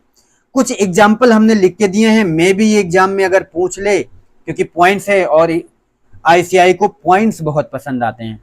तो इसमें क्या होगा कि likelihood of deficiency leading to material misstatement in the financial statement in future, यानी ऐसा लगता है कि डिफिशियंसी होने की चांसेस, लाइकलीहुड मतलब अकरेंस, आगे भी होगा।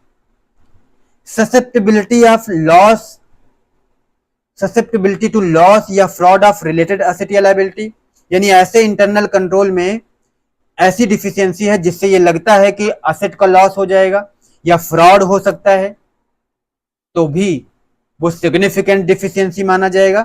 ऐसे मैंने 4-5 एग्जाम्पल दिए हैं, वो एग्जाम्पल आप पढ़ लीजिएगा। जैसे मान लेते हैं कि फाइनेंशियल स्टेटमेंट को रिव्यू ठीक से नहीं किया जा रहा है तो आपको डाउट होगा ना। दूसरा, जैसे सेग्रीगेशन ऑफ ड्यूटी नहीं है, ऐसे में भी तो वो सिग्निफिकेंट डिफिशियंसी हो सकती है। ऐसे हमने यहां पर आपको 6-7 एग्जाम्पल दिए हैं, 5 भी याद रखिएगा तो आपका काम हो गया।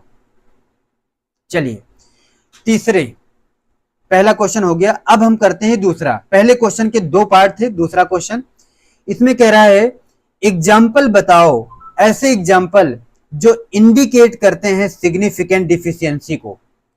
Examples of indicators of significant deficiency in internal control, मेरे हिसाब से ये इस ऐसे के लिए इंपॉर्टेंट क्वेश्चन बन सकता है। क्वेश्चन कहेगा कुछ एग्जाम्पल लिखिए जो ये इंडिकेट करते हैं कि इंटरनल कंट्रोल में सिग्निफिकेंट डिफिशियंसी है। सबको समझ में आ रहा, सुनाई पड़ रहा, क्या हो सकता है? चलिए देखते हैं। सबसे पहले, indications that significant transactions in which management is financially interested, management कुछ ज्यादा ही नहीं मन लगा रहा है, मैनेजमेंट ज्यादा इंटरेस्टेड है। और अगर मैनेजमेंट ज्यादा इंटरेस्टेड है और टीसीडब्ल्यूजी ने उसे प्रॉपरली स्क्रूटिनाइज नहीं किया है, तो क्या आपको नहीं लग रहा ये सिग्निफिकेंट डिफिशियंसी है? मतलब मैनेजमेंट का इतना रुचि लेना, इतना ज्यादा इंटरेस्ट लेना आपको शक नहीं पैदा करता क्या? ऐसा सिग्निफिकेंट ट्रांजैक्शन है जिसमें मैनेजमेंट ज्यादा ही इंटरेस्ट ले रहा है, यानी मामला कुछ तो गड़बड़ है, तो इंटरनल कंट्रोल में डिफिशियंसी है। ये इंडिकेट कर रहा है, ये इंटरनल कंट्रोल नहीं बता रहा है, ये इंडिकेट कर रहा है कि भैया इंटरनल कंट्रोल और चेक करो क्योंकि डिफिशियंसी होने के चांसेस और ज्यादा हैं। दूसरा, मैनेजमेंट का फ्रॉड वेदर और नॉट मटेरियल, अगर लगता है आपको कि मैनेजमेंट फ्रॉड कर रहा है, that was not prevented by the entities internal control, ऐसे फ्रॉड, या आप ये ना कहो, ये कह लो जो मैनेजमेंट है ना वो फ्रॉड को, ऐसे फ्रॉड जो चाहे मटेरियल हो या ना हो मैटर नहीं करते, अगर फ्रॉड है तो फ्रॉड है, उसको वो प्रिवेंट ही नहीं कर रहा है, यानी मैनेजमेंट फ्रॉड को रोकने की कोशिश नहीं कर रहा है, इट मींस कुछ तो दाल में काला है, तो वो इंटरनल कंट्रोल में सिग्निफिकेंट डिफिशियंसी मानी जाएगी और ये उसको इंडिकेट करता है। बात समझ में आया? तीसरा, अगर मैनेजमेंट फेल हो जा रहा है क्या करने के लिए? एक्शन लेने के लिए सिग्निफिकेंट डिफिशियंसी में। मैंने मैनेजमेंट से पहले कुछ बताया कि सुनो मैनेजमेंट ये प्रॉब्लम है, इंटरनल कंट्रोल में डिफिशियंसी है, ये प्रॉब्लम है, ये मैंने बताया, और मैनेजमेंट फिर भी उसके लिए कोई एक्शन नहीं ले रहा, तो क्या मैटर है? कुछ तो गड़बड़ है ना, ये सिग्निफिकेंट डिफिशियंसी इंटरनल कंट्रोल में है, ऐसा इंडिकेट कर रहा है। चौथा, तीसरा point, evidence of an ineffective risk assessment process, यानी मैनेजमेंट क्या करता है, मैनेजमेंट क्या करता है, जो इंटरनल कंट्रोल में वीकनेस होते हैं यानी डिफिशियंसी होती है उसके लिए इंटरनल कंट्रोल लगाता है, यानी जो मिस स्टेटमेंट के लिए इंटरनल कंट्रोल जो है अगर ये वीक है, ठीक है, और मैनेजमेंट रिस्पॉन्स नहीं कर रहा है, मैनेजमेंट इस पे ध्यान ही नहीं दे रहा है, मतलब इंटरनल कंट्रोल पूरा खराब है, काम नहीं कर रहा है ठीक से, डिफिशियंसी आ रही और मैनेजमेंट ध्यान नहीं दे रहा, तो आपको शक नहीं हो रहा है क्या? आपको ये इंडिकेशन नहीं मिल रहा है क्या कि मामला कुछ तो गड़बड़ है दोस्त? तो अगर वो इनइफेक्टिव रिस्पॉन्स दे रहा है सिग्निफिकेंट रिस्क को आइडेंटिफाई करने में, तो वहां पर ये इंडिकेट कर रहा है कि सिग्निफिकेंट डिफिशियंसी है। और अगर मैनेजमेंट खुद खुद इनेबल है, इनेबिलिटी मतलब वो खुद सक्षम नहीं है, फाइनेंशियल स्टेटमेंट बन रहा है वो ध्यान नहीं दे रहा है, तब भी तो ये आपको इंडिकेट करता है कि यहां पर सिग्निफिकेंट डिफिशियंसी है। चलो अब मैं इसे वापस से रिकॉल तो करा दूंगा, पहले मैं आपका मैसेज जानना चाहता हूं। ये था, अभी तक हम पढ़ चुके हैं 1 घंटे 15 मिनट और ये हमारे तीनों एसेस कंप्लीट हैं। चलिए फटाफट से बताइए मुझे कि ये समझ में आया या रिकॉल कराऊं, जल्दी से टेक्स्ट करिए कमेंट में।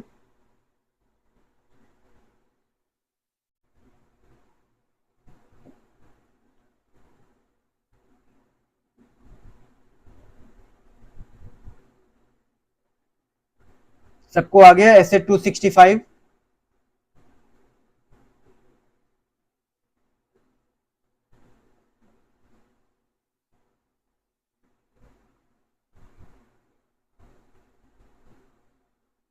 सही है।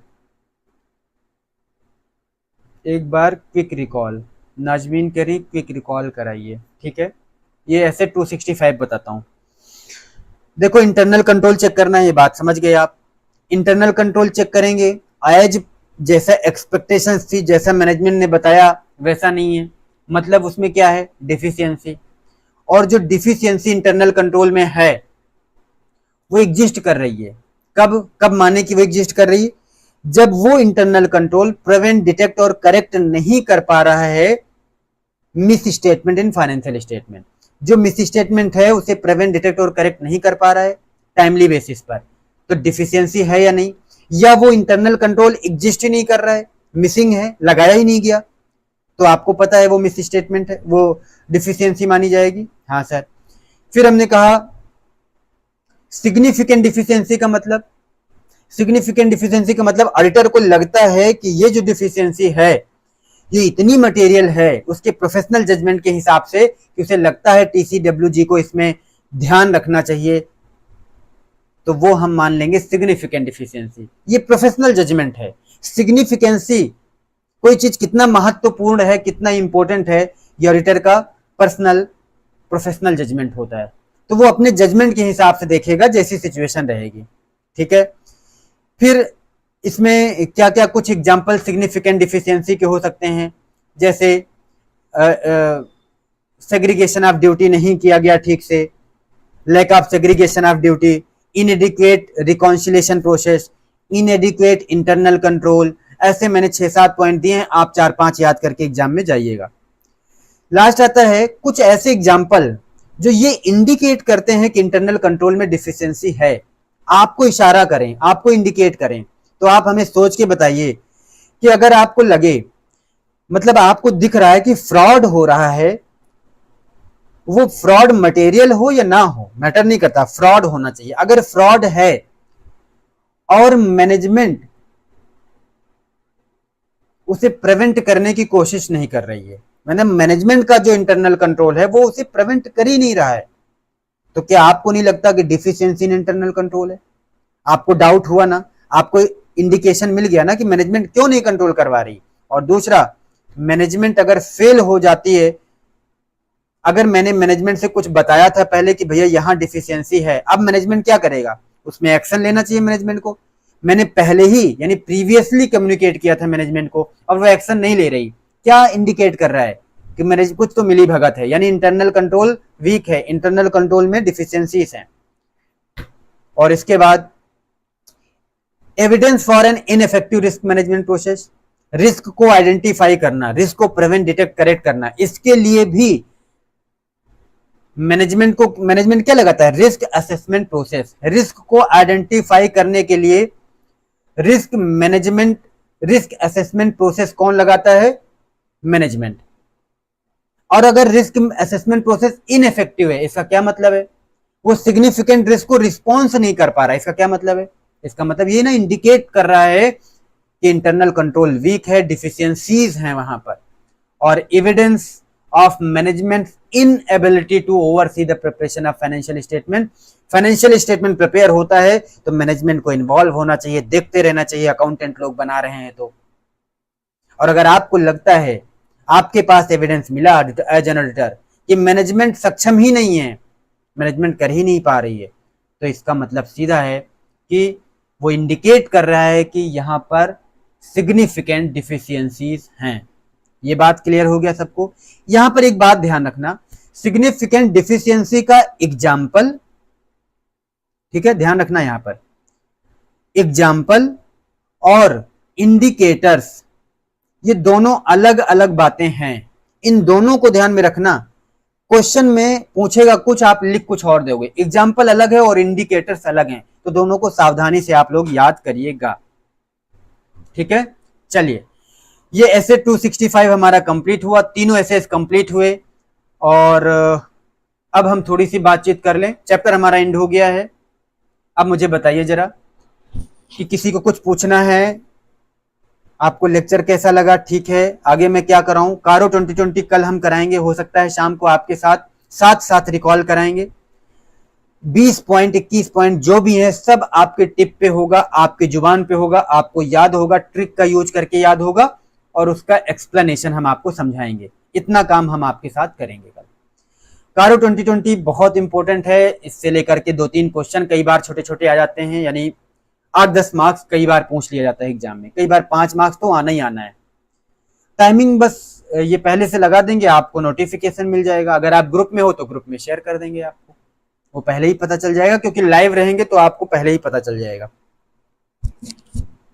ठीक है, और आपको कुछ पूछना है आप सबको तो बताइए, कोई क्वेश्चन रह गया हो। एक बार हम आपको बताएं हमने क्या किया है। हम लोगों ने चैप्टर 1 किया, चैप्टर 1 के क्वेश्चन भी मेन हमने कर लिए थे लेक्चर के टाइम। चैप्टर 2 के भी हमने ये क्वेश्चन वगैरह किए। चैप्टर 3 में हमने छोटे छोटे 3 पार्ट बनाए, एक 1 आवर का, एक शायद 40 मिनट का और एक 20 मिनट का। ये 3 पार्ट हमने बनाए और एक साथ साथ एक अलग से हमने एक लेक्चर लिया था जिसमें हम इनके सारे क्वेश्चन एंड आंसर डिस्कस करके यूट्यूब पे अपलोड किए हैं। इतनी बात समझ में आई सबको। चैप्टर 3 करने के बाद ये चैप्टर 4 के हमने 2 पार्ट में किए हैं। चैप्टर 4 2 पार्ट में जरूर है पर बहुत ज्यादा टाइम का नहीं है और ये दोनों यूट्यूब पे अवेलेबल है। चैप्टर 5 अगर आप सब जो हमें देख रहे हो, चैप्टर 5 आप मिस करने के कगार पे हो, आपको लगता है छोड़ देना चाहिए।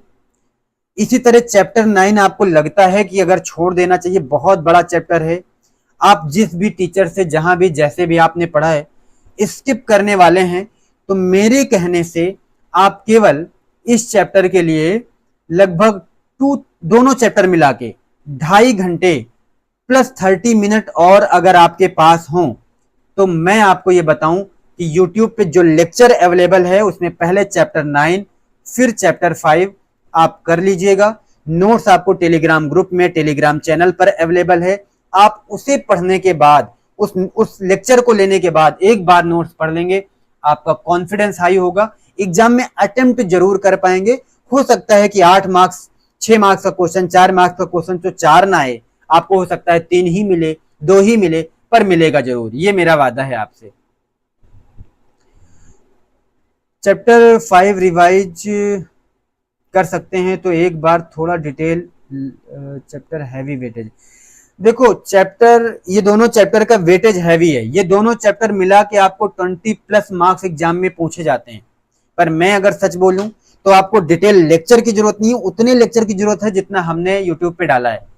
इसके अलावा अगर आप कुछ करना चाहते हो तो क्वेश्चन बैंक जाइए, देखिए उनमें से आरटीपी एमटीपी पीवाईक्यूज अगर 2-2 3-3 अटेम्प्ट का आपने कर लिया, नोट्स का सारा कुछ रिकॉल कर लिया तो एनफ होगा।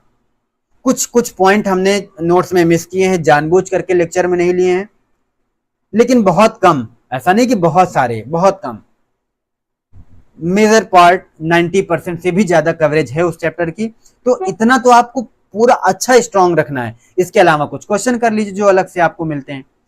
ये हमारे साथ हो चुका है। इसके बाद चैप्टर 6 हमने 43 मिनट्स में यूट्यूब पे डाल रखा है, आप देख लीजिए, एक पेज का नोट्स है और वो 100% कंप्लीट है।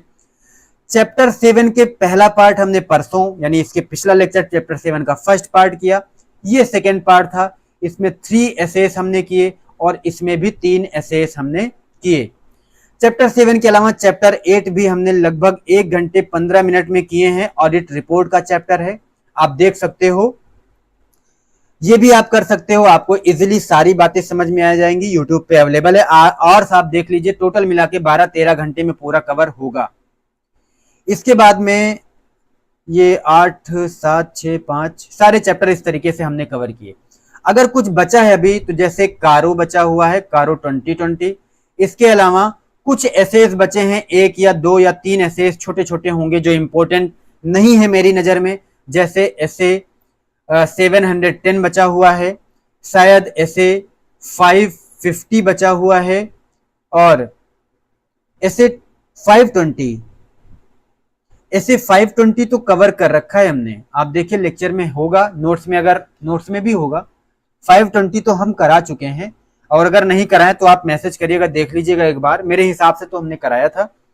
ये एसेस हमारे बचे हुए हैं, और बाकी जो आपसे वादा किया था बस इतना कल हम कराकर, और हमने अपना कमिटमेंट पूरा किया।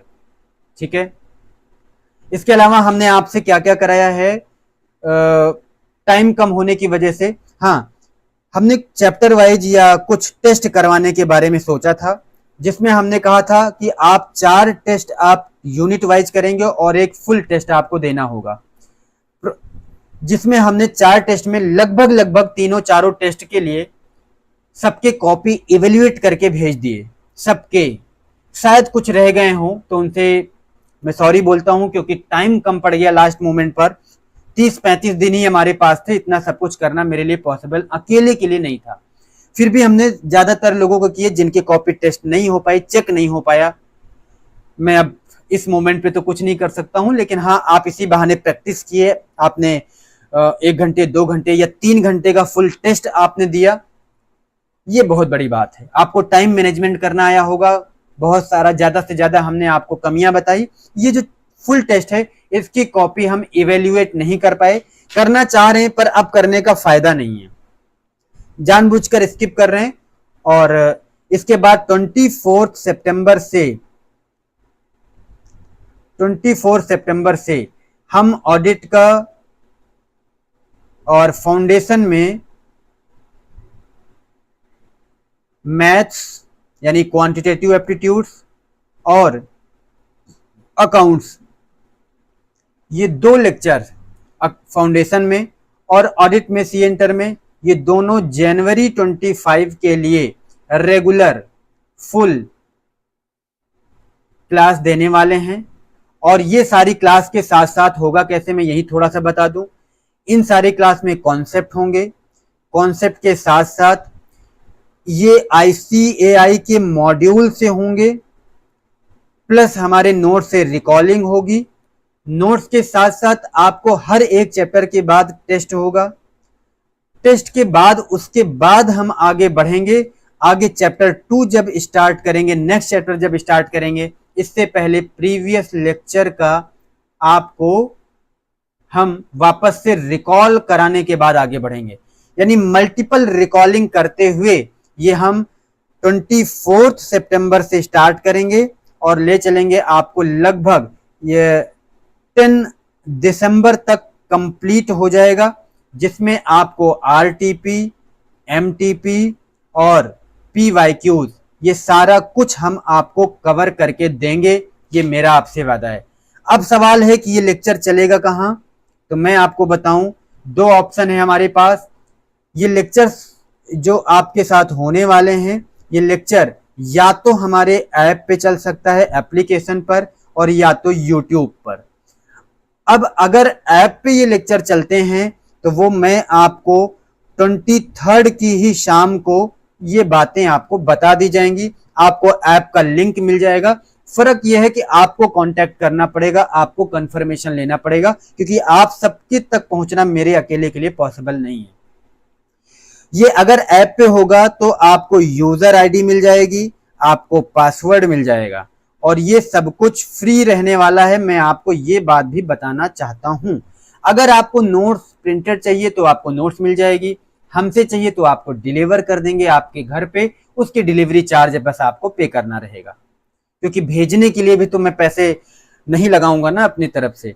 यूट्यूब पे रहेगा तो लाइव क्लास होगी, और ये क्लास आपको हफ्ते में 1 दिन क्लास होगी, दूसरा दिन फिर गैप होगा, या फिर हफ्ते में 3 दिन ये क्लास या 4 दिन ये क्लास, मेरे हिसाब से 4 डेज की क्लास होगी, और 2 दिन आपके पास बचेंगे उसको प्रिपेयर करके तीसरे दिन टेस्ट देने का। ये 4 डेज एनफ होंगे, दिसंबर में सब कुछ कंप्लीट मिलेगा। ये बातें आपको समझ में आई? मैं उम्मीद करता हूं कि ये सारी बातें और ये सब एक नए लेक्चर में, नए वीडियो में हम आपको एक पूरा क्लेरिफाई करके यूट्यूब पे अपलोड कर देंगे, बाकियों को पता चले। पर फिर भी आपके कोई यार दोस्त हैं तो प्लीज उन्हें बता दीजिएगा। मिलते हैं कल कारो 2020 के लिए। ठीक है, चलते हैं, हम यही विदा लेते हैं। Thank you, bye bye.